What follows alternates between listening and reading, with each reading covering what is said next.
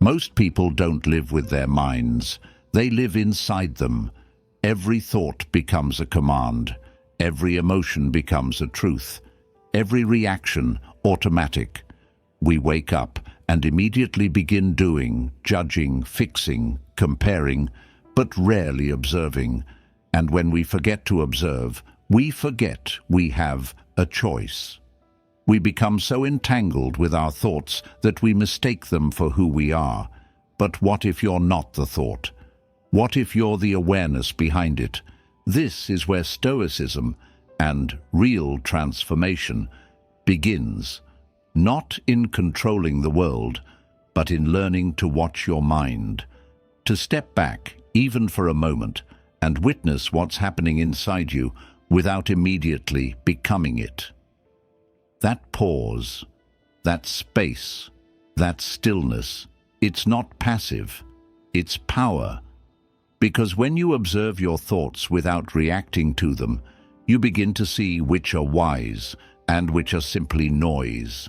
You begin to see patterns, fears, old stories, and for the first time, you stop being driven and start driving. In this episode, we'll explore the discipline of awareness. We'll dive into the heart of Stoic training, to become the watcher of your mind.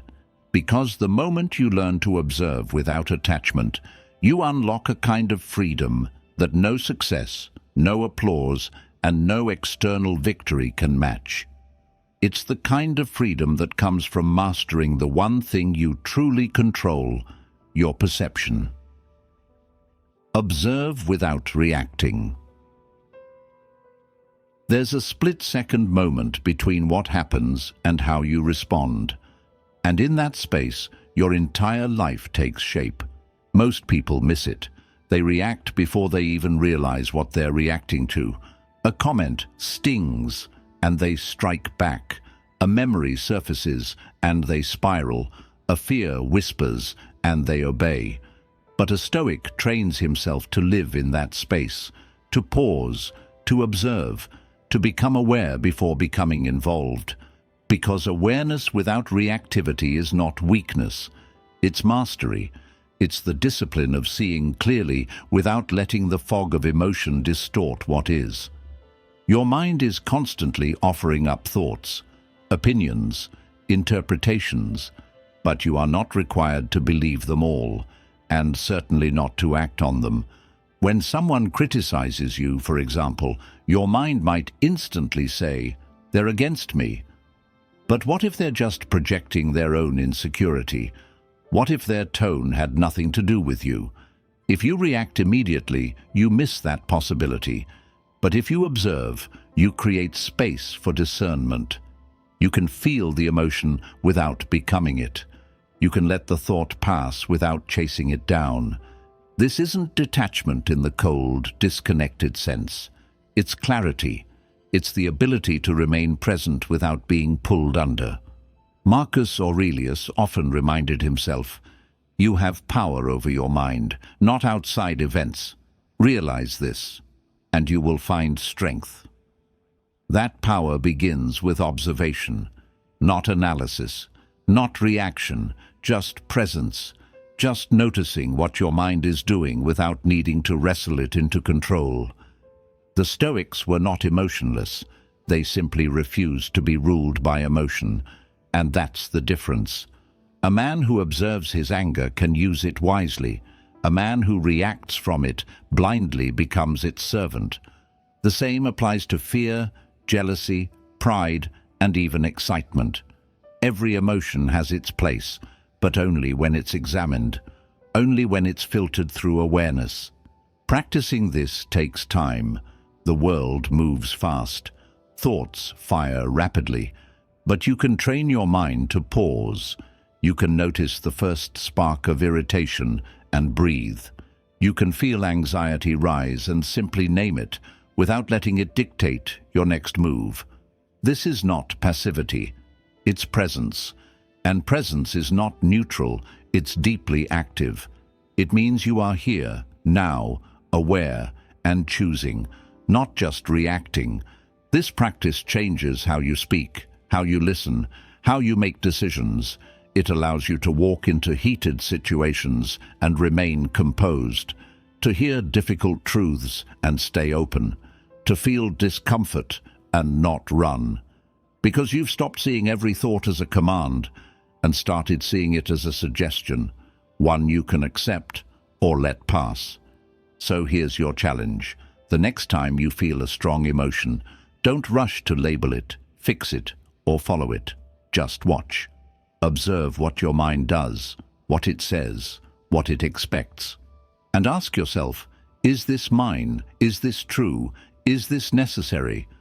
That pause may seem small, but inside it is your greatest freedom, the freedom to respond with wisdom instead of reacting with habit. Awareness dissolves illusion. The mind is a master illusionist. It weaves narratives so convincingly that we begin to treat them as facts. A sideways glance becomes an insult. A delay in response becomes rejection. A challenge becomes a sign of failure. But none of these are absolute truths. They're interpretations, stories the mind tells to make sense of the world. And the problem isn't the story itself. It's our identification with it. When we believe every thought without question, we stop seeing the world as it is and start seeing it as our fears, wounds, and assumptions paint it. But awareness is a light, and when you shine that light onto your thoughts, the illusions begin to dissolve. You see how much of your suffering is self-created, not by the event, but by your perception of it. The Stoics were relentless in this practice. They didn't just examine the world, they examined how they interpreted the world, because they knew that clarity doesn't come from changing the outside, it comes from cleaning the lens through which you see. Seneca once wrote, "We suffer more often in imagination than in reality." And he wasn't being poetic. He was pointing to the very heart of our internal conflict.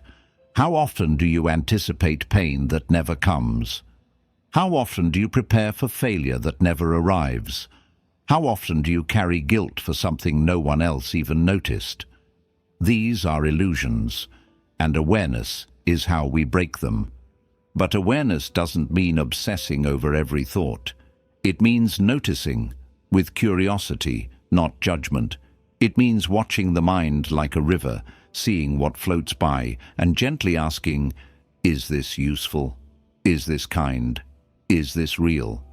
That kind of questioning reveals how many of our thoughts are echoes, not truths.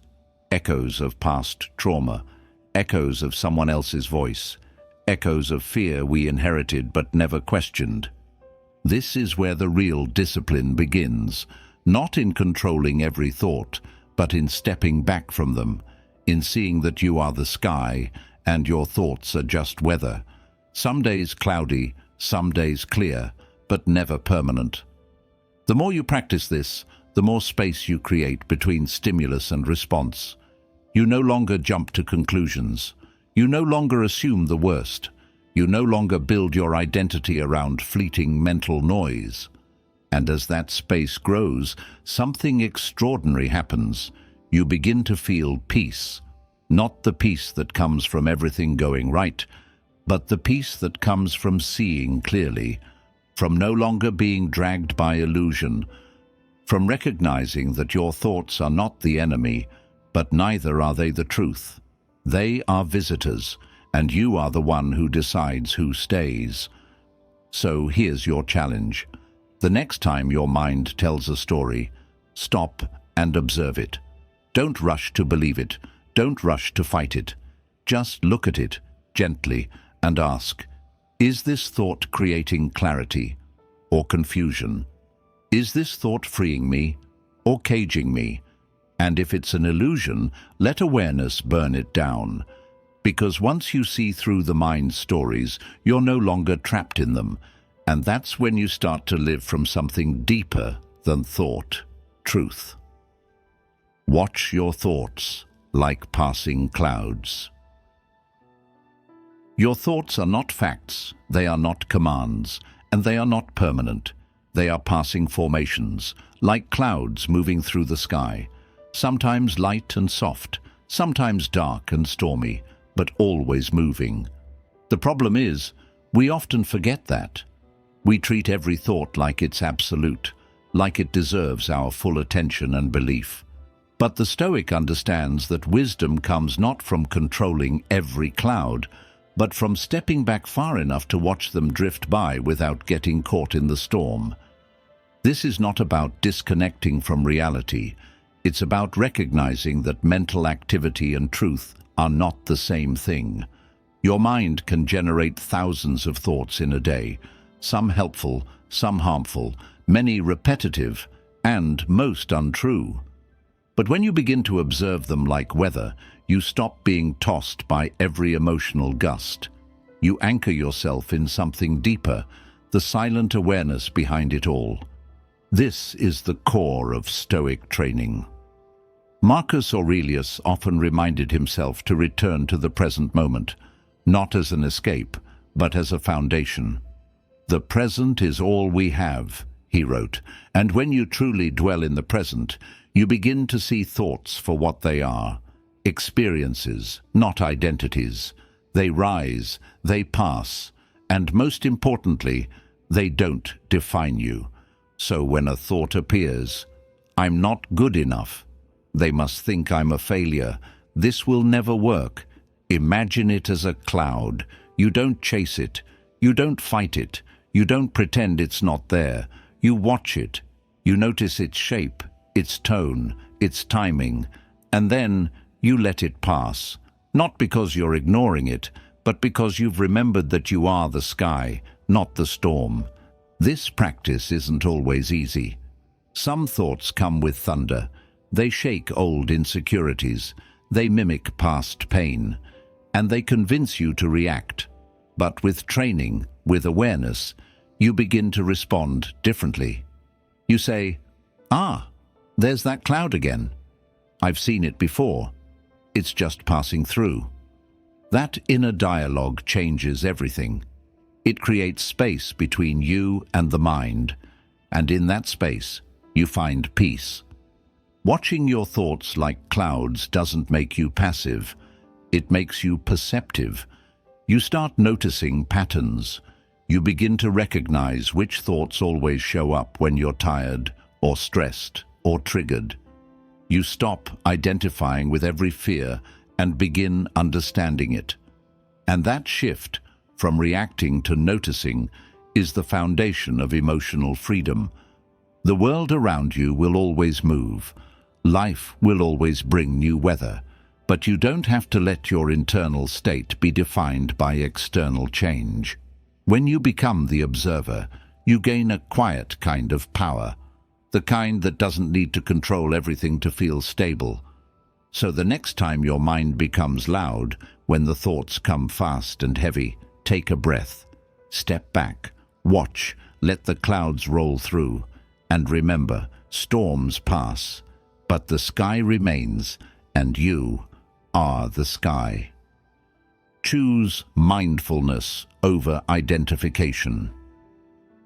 There's a subtle but life-changing difference between having a thought and being the thought, between noticing a feeling and becoming that feeling.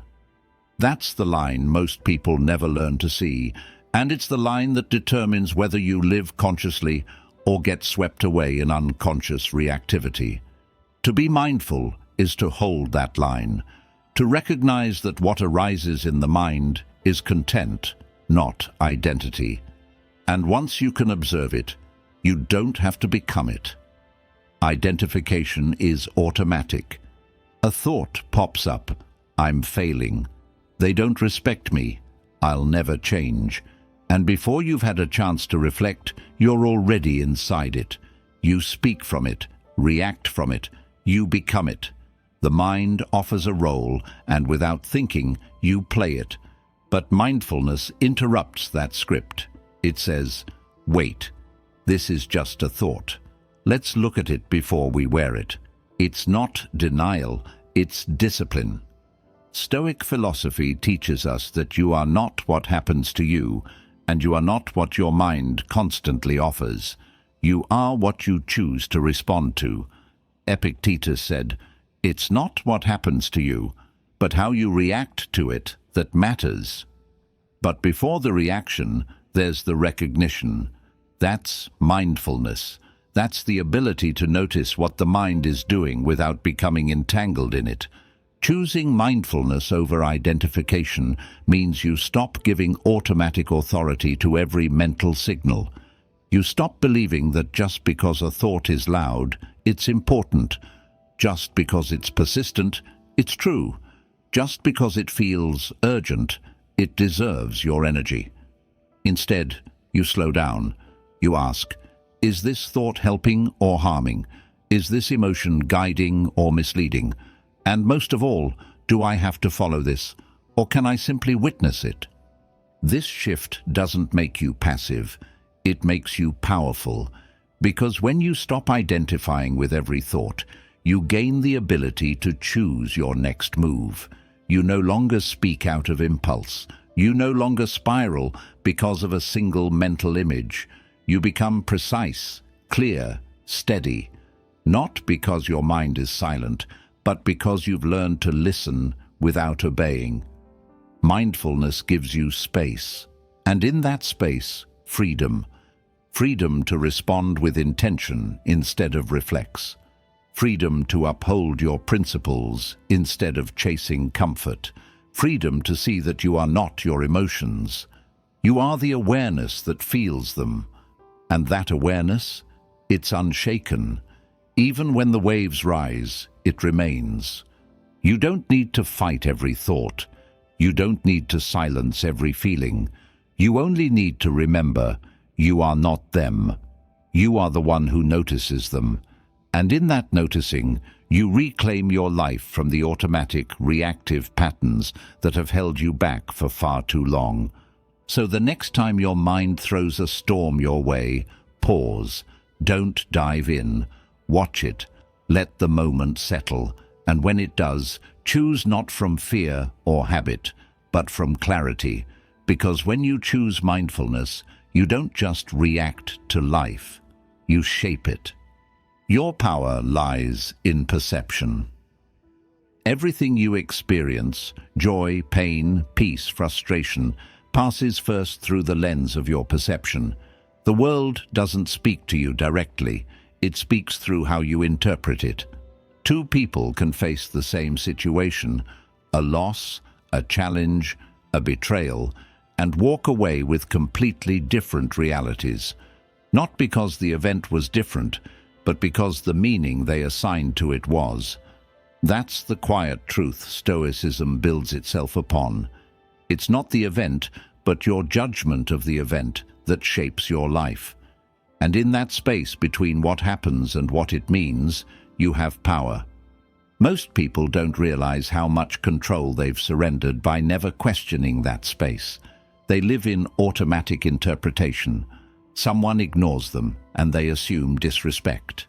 A door closes, and they call it failure. A delay occurs, and they see rejection. These interpretations aren't objective.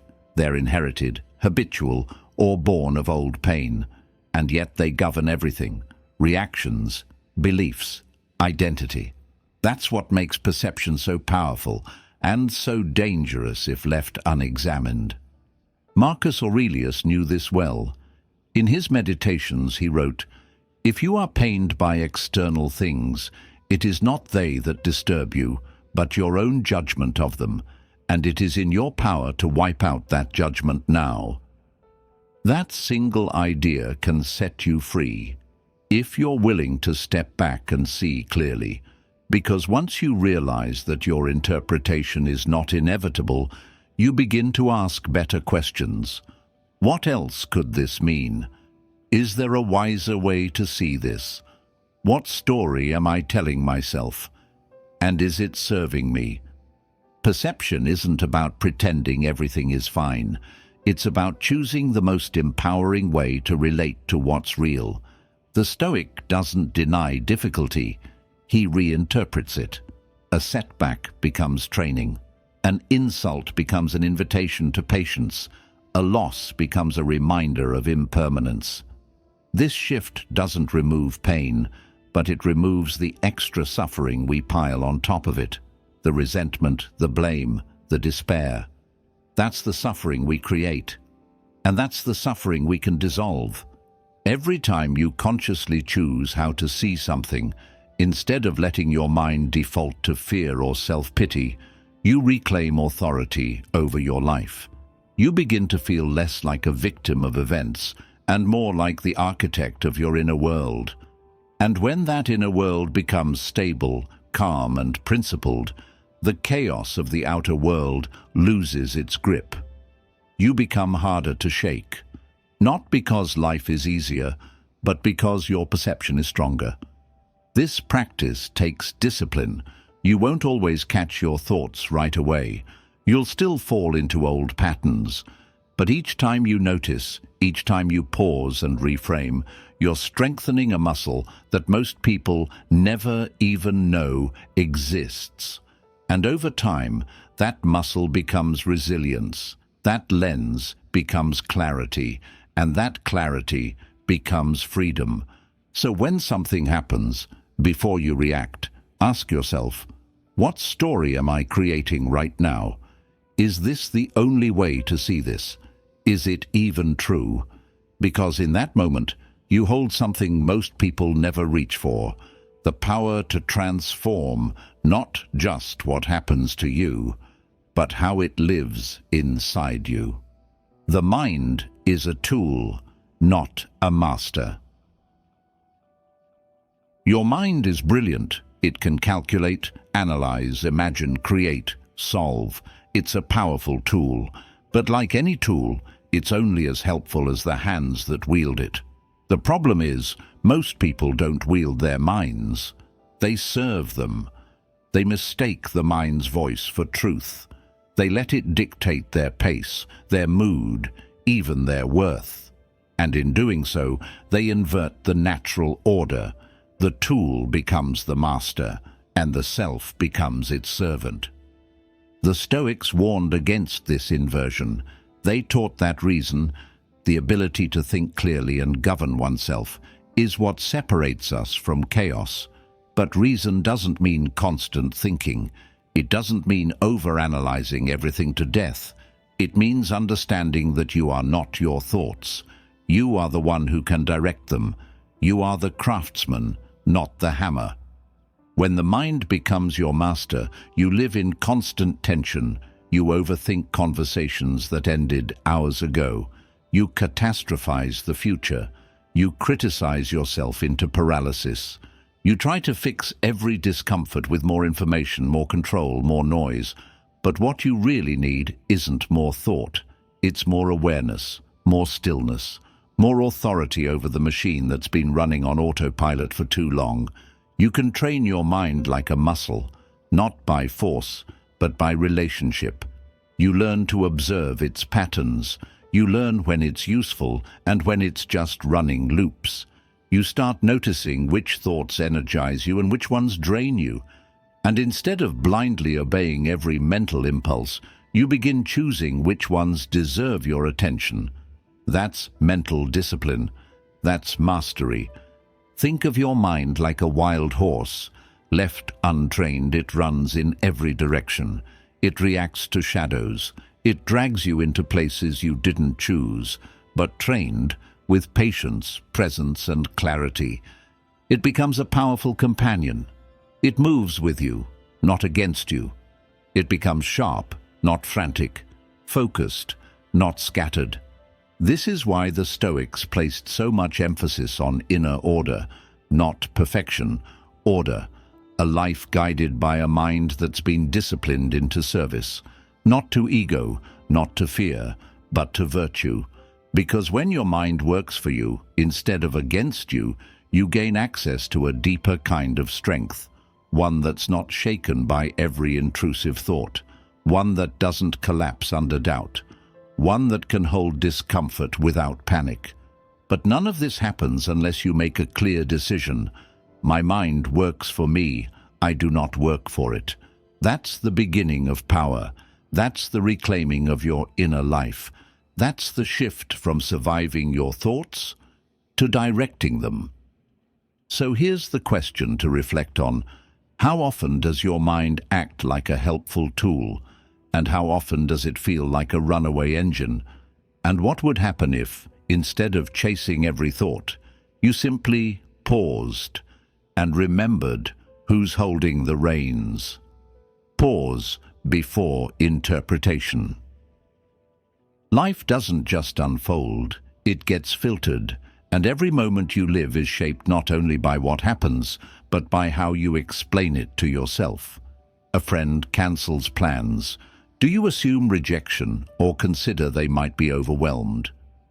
A co-worker criticizes your idea. Do you take it as a personal attack or a push toward refinement? You miss a deadline. Is it proof that you're a failure or a reminder to recalibrate? These interpretations come fast. So fast, they often happen before we're even aware they've formed. And that's the danger.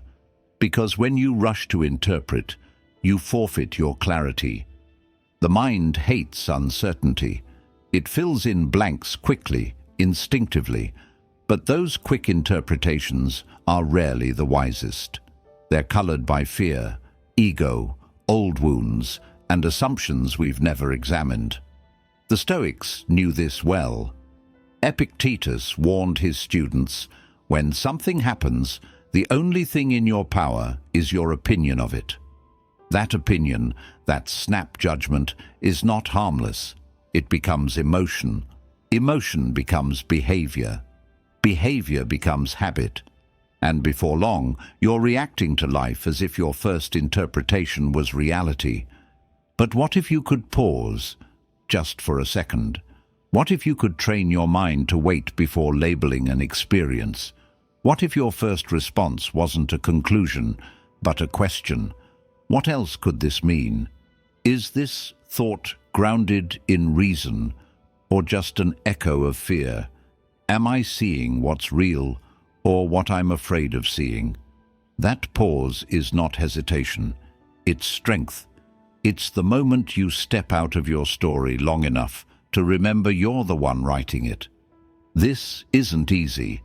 Interpretation feels automatic because it's been practiced for years. But that's exactly why it can be retrained. You don't need to change every thought immediately. You just need to insert space, a breath, a moment of witnessing. That's where the power lies, not in always being right, but in choosing not to be reactive.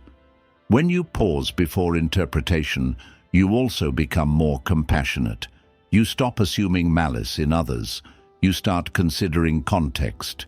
You realize that not everything is about you, and even when it is, it doesn't have to define you. You move from defensiveness to curiosity, from assumption to understanding. That shift can change the quality of your relationships, your leadership, your decisions, and your peace. Marcus Aurelius, in the privacy of his own mind, reminded himself to strip things of their interpretation. He would reduce them to what they are, not what they feel like. A loss becomes a change. A failure becomes data. An insult becomes noise. This isn't denial, it's discipline. It's refusing to hand your emotional life to the first story your mind wants to write. So the next time something triggers you, before you assign meaning, before you explain it to yourself, pause. Ask, what's the simplest, clearest view of this moment? What am I adding that isn't necessary? That pause might only last a few seconds, but it creates a lifetime of difference. Because once you learn to pause before interpreting, you begin to live with clarity instead of confusion, with wisdom instead of assumption, and with peace instead of reaction. Consciousness precedes clarity. Before you can change your thoughts, you have to see them. Before you can break a pattern, you have to recognize it. Before you can understand what's going wrong, you need to become aware of what's actually happening. And that's why consciousness, The ability to observe your inner world with presence is the prerequisite for all clarity. Without consciousness, your mind is a dark room. Thoughts move like shadows. Emotions surge without origin. Decisions are made in fog. But when you shine the light of attention inward, everything begins to take shape. You see not just the world, but how you're relating to it. Most people confuse knowledge with clarity. They read, they study, they analyze. But clarity isn't just about having information. It's about being awake to how you use it. It's about noticing when your thoughts drift, when your emotions spike, when your ego hijacks the moment, and not letting those reactions drive you blindly. The Stoics understood this deeply. They weren't just interested in what was right. They were obsessed with becoming aware of what was happening inside so they could meet the world with calm rather than chaos. Seneca wrote, "No man can have a peaceful life who thinks too much about lengthening it." In other words, obsession with control of time, people, outcomes clouds the mind. It pulls us out of presence. But when you return to consciousness, to the now, to the breath, to the sensation of thought itself, you begin to realize that most of your mental noise isn't based on reality. It's projection, habit, worry rehearsed. And clarity begins when you stop trying to fix the outer world and start watching the inner one. Consciousness also creates a kind of honesty. You start to notice patterns you once denied. Maybe you interrupt people when you're nervous. Maybe you judge when you feel insecure. Maybe you rush into action to avoid feeling helpless. These insights don't always feel good, but they're real, and once seen, they can be changed. There's no lasting transformation without this kind of awareness. If you don't see it, you'll keep repeating it, even while believing you've moved on. This level of consciousness doesn't mean becoming hyper-analytical or spiritually detached. It means becoming present. It means listening more carefully to what your body signals, what your mind repeats, what your reactions reveal. It means slowing down, not to lose momentum, but to gain direction. Because speed without clarity leads to burnout. But stillness with awareness, that leads to purpose. The Stoics knew the mind was not the enemy, but an untrained mind is, and training begins with observation, not judgment, not suppression, just watching, just naming. This is fear. This is ego. This is me rushing into control again. That moment of naming becomes the moment of freedom, because what you can see clearly, you can hold lightly. And what you can hold lightly, you can choose to release or redirect. So today, don't just move. Watch. Don't just speak. Listen, especially to what's happening inside. Ask yourself throughout the day, where is my attention right now? Am I reacting, or am I aware? Because clarity, real clarity, never starts in the mind alone. It starts in consciousness, in presence, in the quiet courage to witness your life as it actually is, not as fear paints it, not as ego defends it, but as truth reveals it. Train presence in every moment. Presence is not something you stumble into.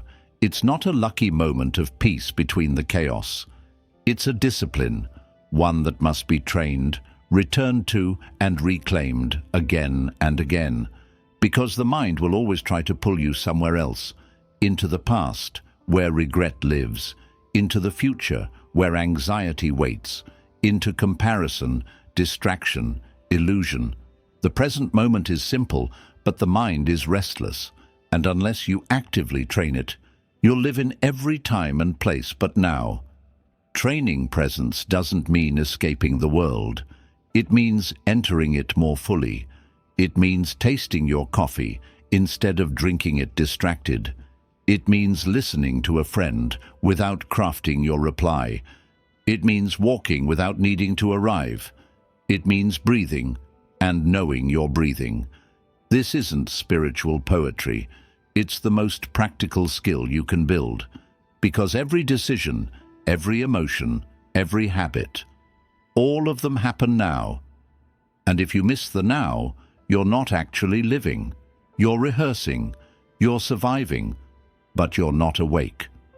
The Stoics were deeply present, not because they had fewer distractions, but because they had greater intention. Marcus Aurelius didn't just write his meditations as theory, he used them as reminders to return to what he called the work of the day. His mind, like ours, wandered, but his discipline was in returning, again and again, to presence, to focus, to the moment in front of him, because that's where the work is, not in thinking about life, in living it, one breath at a time. Presence doesn't mean perfection. You'll still get distracted. Your mind will still wander. But the more you train it to return, the faster it finds its way back. Like a muscle, it strengthens through repetition. A moment of stillness at a red light. A breath before responding in anger. A pause before scrolling. These are not small acts. They're quiet revolutions. Because each one teaches your nervous system, we are safe here. We don't have to escape. And as presence deepens, you start noticing things most people miss. The tension in your shoulders that you've carried for days. The tone in someone's voice that says more than their words. The subtle voice of your own intuition that gets drowned out by noise. These are the moments where life speaks, not through grand signs, but through stillness. And the more present you become, the more you hear them. Presence also reveals the truth of impermanence. You start to see that everything is passing: joy, pain, confusion, clarity. And when you see that clearly, you stop clinging, you stop resisting, you just experience fully, honestly. That's not indifference, that's wisdom. Because what is presence, if not the ultimate surrender to what is, right now, without needing it to be different? So here's your practice. Throughout your day, gently return. Not forcefully, not with guilt. Just return to the breath, to the step, to the voice in front of you. Ask, where am I right now? If the answer is somewhere else, come back, again and again. That's how presence is trained, not in one grand meditation, but in 1,000 small moments of awareness. Be still enough to notice deeply. In a world obsessed with movement, with progress, speed, noise, reaction, stillness is often mistaken for weakness. But the truth is, stillness is strength, not the absence of energy, but the presence of awareness. It's the ability to resist the compulsion to always do, to always respond, to always fix, and instead to simply notice, to be still enough to observe what others miss, to hear the signals beneath the noise, to see not just what's obvious, but what's real. Most people move too fast to see their own lives clearly. They jump from one distraction to the next, from one thought to the next, never pausing long enough to ask, what's really going on here? And so they react to symptoms without ever seeing the root. They treat anxiety with entertainment, not inquiry. They treat loneliness with noise, not depth. They miss the whispers of intuition, the early signs of burnout, the quiet truths of their relationships. Why? Because noticing requires stillness, and stillness feels unnatural when you've been taught to outrun your own discomfort. But the Stoics understood, clarity comes not from movement, but from pause. Stillness is not escape, it's inspection. Marcus Aurelius often retreated into himself, not to disconnect from the world, but to see it more clearly. He used stillness as a mirror, a space where truth could surface, free from distortion. And that's what you're invited to do. To stop running, to stop fixing, to sit, even if it feels awkward, even if the silence stings. Because in that stillness, the noise of the mind settles, and what remains is real. When you're still, you begin to notice your patterns, how you tighten your jaw when you're holding back anger, how you check your phone not out of necessity, but from discomfort, how you say yes when you mean no. These are small truths, but they are everything, because when you notice them, you can change them. But you can't change what you don't see, and you can't see clearly if you're always in motion. Stillness also reveals what truly matters. It strips away urgency. It makes you question the pace of your life, the noise you consume, the roles you play, and slowly, gently, it brings you back to center, to what's essential, to what's timeless. You stop chasing every opportunity. You stop needing to prove yourself constantly. You start living with intention, not just productivity. This stillness doesn't require hours of meditation or retreat. It begins with a breath, a moment of quiet before your day starts, a minute alone before making a big decision, a walk without headphones, a conversation where you listen more than you speak. These are not interruptions to life. They are life. The parts where presence grows, where clarity forms, where truth is heard. So ask yourself now, when was the last time I was still enough to really notice my life? Not to judge it, not to fix it, but to see it, to notice the tone of your thoughts, the rhythm of your days, the way your heart responds to certain people, places, or patterns. That kind of seeing requires courage, but it also brings peace. Because when you're still enough to notice deeply, you begin to live deeply. You don't need more information. You don't need more motivation. What you need, and what most people never stop to practice, is attention, the ability to come home to yourself, to observe your mind without being dragged by it, to notice your thoughts without needing to become them. This is where true strength lives, not in dominating the world, but in understanding the one thing you truly command, your inner world. Becoming the watcher of your mind is not a performance. It's not about being better, smarter, or more enlightened than others. It's about being honest, present, courageous enough to witness what's happening inside without rushing to change it. Because sometimes just noticing is enough. Enough to break a pattern, enough to choose a different response, enough to reclaim your peace. And if this episode has reminded you of something simple, that you are not your thoughts, that awareness is your power, that stillness is your strength, then take that with you into the next breath, the next conflict, the next moment of fear. Don't try to fix everything, just observe, watch, hold space, and trust that in that space, clarity will come. If this reflection helped you slow down and see more clearly, share it with someone who's been lost in their own mind lately, because the world doesn't need more noise. It needs more people willing to pause, to be still, and to see. It starts with you.